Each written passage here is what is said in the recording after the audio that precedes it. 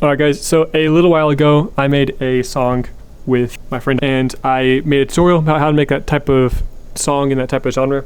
I have him with me here today. He's a little special. I know how autism. This song is a little more rhythmic, a little more like swingy than the other track we made. So I'll be walking you through how we made it. It sounds like this.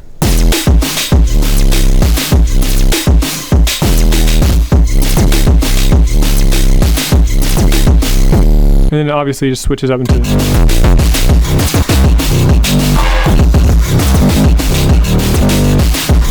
some hard ass shit like that. So first, obviously, we started with the drums. Added a little bit of reverb on that. The drum bus has actually a delay. It's kind of like this, and then just a little bit of distortion as well as some reverb on the snare to kind of make it sound like it's in a cave. And then we have an 808. We actually technically have 3 808s. There's this Brick One, FTP, and Fnatic. I'm still using the sample pack from not Save, but I forget what it's called. Control. Yeah, I'm still using the Control sample pack with all their 808s. I have a couple more now, but I think for this song, I am still using the Control one. But each of them on their own, they sound like this. And all of that layered together sounds like this. And there are some small equalizer tweaks on each of them. Like this is what this one sounds like. This is the other guy, and then this is the other guy. Just so they can all nestle with each other and they don't interfere too much. And then we have it all limited with a fruity soft clipper and 2 limiters. I think the limiters are for sidechaining though. 3 limiters. And then of course you want a shit ton of texture like this. I completely forgot where this sound even came from. So I'm sure I'm very helpful. What the hell? Yeah, it's a lot. It's a lot of crap just stacked on itself, just distortion stuff. So it sounds like this, really like demented, some cut parts so it can maintain the rhythm as well. There's the 808. And the purple patterns here are what I call a dead note. When you have something set to cut itself right here, like an 808, super important because when you want, when you want one note like this to play out, and then you want it to stop when the next one plays out, and instead of just having it keep going and making it harmonize, you can click cut itself. And if you have it all cut itself, I know I should probably be going to like the sampler and just making an envelope here, but I've done it this other way for a while, and the way I found around making an envelope is just making a dead note pattern where I have one note in every single piano roll for the 808s that is just no velocity, 0 velocity, and then that no velocity note tells it to like stop the sound like that. And it's pretty useful, but I use that to kind of like tell it where I want the 808 to stop, and just like go stop, kind of like a traffic light, I guess. And then I have the snare, but it's really fucked up one with a ton of delay. And that's that part.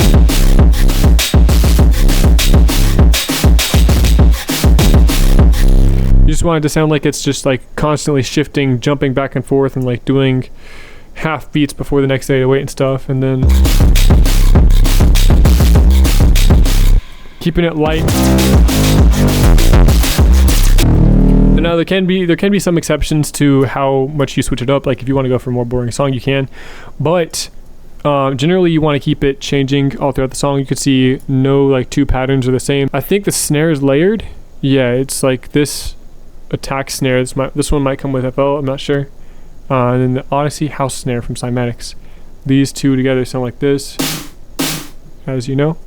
Yeah, obviously go haywire with your automation clips. Make sure, you know,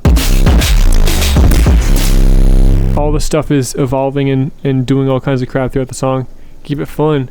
NaturesMockery here says this is his favorite song that I've made because it's like, you know, the hardest one. Yeah, just a lot of like super chaotic sounds. You do not want to get very melodic with this type of genre. You just want to have rhythm and then like maxed out bass, and then just like, you know, a lot of very strategic pauses and switch ups.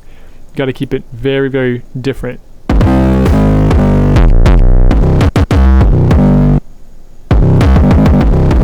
This 808 pattern alone has like 3 different ones, and they all have their own cues and stuff, and it's like, okay, this one stops and this other one plays. Bob Ross. Bob Ross. But like evil.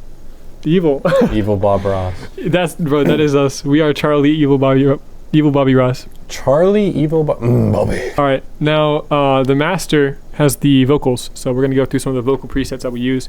This one's a lot simpler, obviously, because like the entire last song is compressed in this purple file up here, but it sounds like this.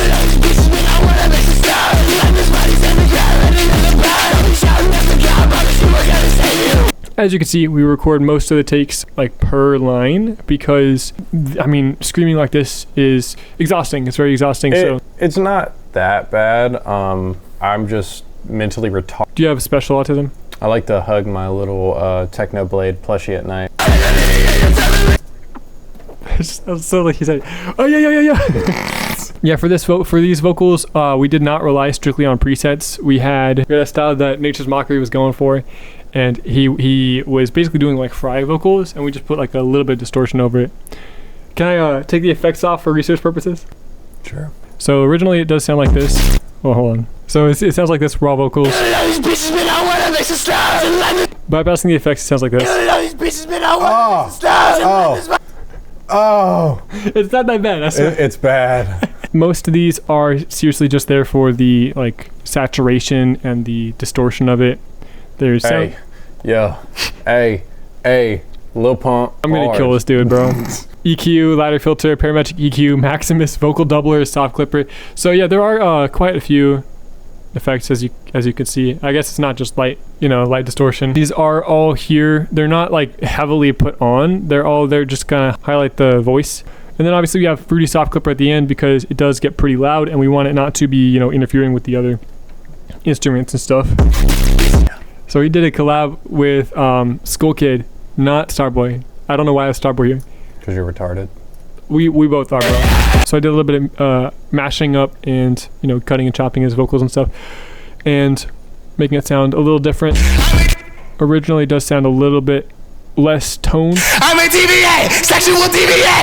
Still not bad. The treble was too harsh, and I think it could have used a little bit of aggression. What I like to do is use a very light amount of KHS ladder filter because it adds a lot of grit to the sound. But you really can't overdo it because if you overdo it, it sounds bad. You already need an equalizer to make it sound right. But yeah, Maximus delay, EQ 2, and then effector to add just a little bit of lo-fi grain. Actually, I don't think that's like a temporary part. So like right here it sounds like lo-fi, and it's just for that single part. A couple of the effects automated. I'm a DBA, sexual DBA. As you can see, it just mainly just had distortion. We don't do a ton of work with the vocals because it's all just kind of like distortion plugins. You get a feel for distortion plugins after you use them for a while. Insert 47 different Johnny Test. NaturesMockery, how many stars would you give it out of 5? I would say like 5 big booms. Like boom, boom, boom, boom. I don't know if I'm at 5, so one more. Boom. We bring the boom. I'm gonna kill this guy, bro. That's what we